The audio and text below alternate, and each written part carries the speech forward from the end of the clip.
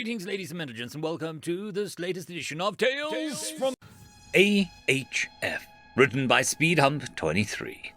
The Chaos attackers appeared without warning. The long-range detection systems did not see anything coming. The only reasons the defense systems and defense craft were able to respond at all was when the Chaos appeared. They declared that they would be attacking in 1/20th of a rotation. They were given the defenders time to respond. The system defense forces were no match for the invading Chaos. The battle was confusing. The way they fought in space made no sense. Once an attacking craft had selected a defense ship, it was the only ship to engage it. If the defense force ship killed the Chaos, no other ship would engage it, until the ship fired upon another attacker. Then all the nearby Chaos ships would turn on impenetrable shields and then turn to engage it. If more than one ship engaged the Chaos, all the nearby Chaos would turn and fire at the defenders until they were dust. No escape pods, no debris remained. They would turn off the shields and go back to the one-on-one combat. Maybe 5% of the Chaos attackers were destroyed. The satellite defense systems almost paid for themselves. They reduced the initial landing force by about 10%, before being taken out by energy weapons. The air defense forces found the same odd behavior. The defending fighter was engaged by one of the attacking craft. That would be the only ship that fired on the defending air-breathing fighter. If the fighter killed the Chaos craft and then engaged another one, the same thing happened. All nearby Chaos craft would engage it until the defending fighter was destroyed. The few crew who ejected in one-on-one battles were ignored as they had engaged only one attacker, while the single ejecting crewman who had downed an attacker and kept fighting was followed down and vaporized. Missile defense systems from ground forces reduced the invading force a bit more. The local heavy armored ground system seemed to be ineffectual against the ground Chaos ships. With the initial beachhead being within sight of the capital city, the defenders knew what they needed to do. No transports trying to evacuate civilians made it off-planet, with each one being swarmed and destroyed. It seems the attackers needed to kill everything. The defending army tried their best, but were obliterated to a defender. Even trying to take advantage of the Chaos strange honor system, a single unit combats did not help. Each attacking craft would land and deploy 2 walkers and 1 tracked tank thing. These would work in singles to destroy a single defending unit, before moving on to the next. If they were ganged up on, they activated a powerful defensive shield, and all nearby attackers would turn to the defenders who had taken part in the gang-up. Once the defenders were destroyed, the shields would drop again, and they would go back to single-target combat. With no further impediments to their advance on the city blocks, the enemy forces seemed to reorganize. Left behind were the heavily armored walkers, parked back in the attack craft where they tracked laser killers. Each mech was stowed. The 3 attacker crews lined up, drew handguns and swords. Yes, they had swords, and advanced towards the city. One of the last few laser defense systems on the roof of one of the city blocks opened up on the advancing attacking unit, and hit an emergency shield stopping the beam. Many heavy missiles flew up from the grounded attack craft, targeting the top of the city block, destroying the top third of the building. The rest of the laser systems were turned off. An attacking unit of 3 reached the first city block, slaughtering a few defenders barricaded in the entrance. The single unit then proceeded to enter the block, housing over 500 family units, and started to slaughter every being there. People locked in apartments were found. Parents trying to escape down the fire escape grab chutes were torn apart by monofilament braids. Many residents just folded up and rocked back and forth, waiting for death. The attackers were silently waiting, in huge formations of 3 attackers per unit, moving in what seemed to be some unknown order. The first unit attacked the nearest city block. The next unit waited until that first unit had started, before moving to the next block to begin their slaughter. The third unit to begin their advance strode towards Dusty Craig's block, the small block, with only a few hundred families and no defense units to delay the slaughter. The attacking unit made it to the front doors. The storm shutters had been welded down by the local defense force, in a vain attempt to give the occupants extra time. Not that extra time would help. The long blades carried by the attackers opened the doors with a few slashes. The trio moved towards the first apartment.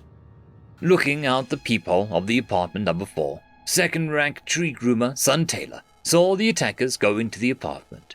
The lead attacker just kicked the door in, then they advanced in, ready for any response from inside. Expecting to hear screams, Son turned away. After a few moments, the attackers rushed out of the apartment, stopping even to put the door back up. Throwing down their weapons, they fled the entrance of the area. Looking through the peephole again, a few minutes later, Son saw another unit of Ka'as advance cautiously to the first apartment. Opening the door caused it to fall inwards. They rushed in. Then, like before, they rushed out a few moments later, dropping weapons and running like the hounds of Sitnaz chased them. Each time this was repeated, the attackers always stopped back in place before continuing to flee. Units from the few remaining military units situated in the first 2 blocks to be attacked had been preparing to sell their lives dearly. The residents they had been able to collect were behind them in the rooftop community congregation area. The military units were few floors down, ready to die, when they started to notice the sounds of slaughter from further down the block, fading. Looking out over the apartment's balcony, they saw the Ka'as unit leaving their building and forming a line in front of the Dusty Craig's entrance. One by one, a unit would advance into the building. A few minutes would pass, and the unit would be seen running from the building, dropping their gear and weapons as they fled. Running right back up to their assault craft, taking off and screaming back into orbit. Some seemed to engage light drives as soon as they had oriented their ships spacewards. Some discovered why this was bad, but it did not stop others doing the same.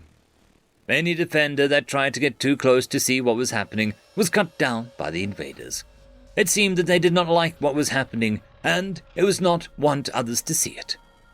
All day, invaders took turns. A single unit advanced into Dusty Craig's city block, then approached room number 1. After entering, they fled a few moments, maybe a minute later, fleeing in terror off the planet. Their honor seemed to be broken. They did not react to defenders taking potshots at them, and the other attackers did not respond to these fleeing attackers being gunned down. As the sun started to go down, the last attacking unit to flee stopped in front of the lines and said something to the lead unit, and was cut down by them, heads being removed by long blades each attacker carried. The attackers then all stopped advancing, then sat down. Some even set up cooking units, and others seemed to start cleaning weapons. A plucky defender took a pot shot at one of the attackers, mid-cooking something green, and the nearby attackers vaporized the defender's position with their energy weapons, then went back to doing what they were doing.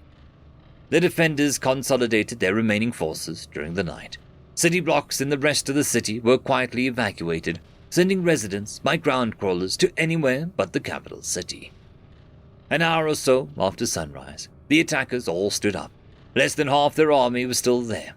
The rest had fled, all being atomized, discovering what happens when you hit a bird at light speed with no shields.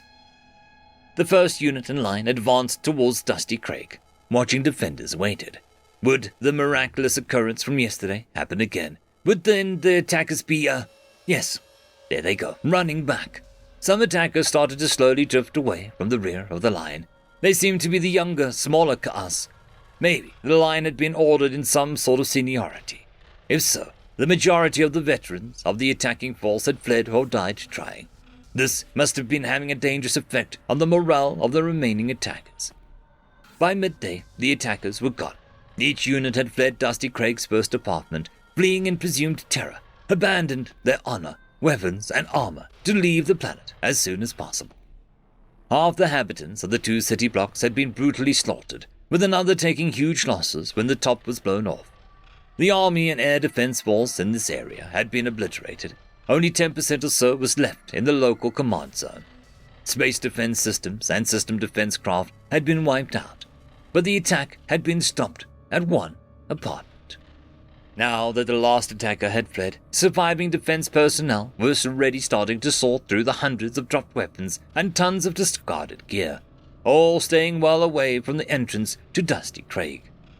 Emerging from the command track, a lone army officer advanced cautiously towards apartment 1. What manner of creature lived here?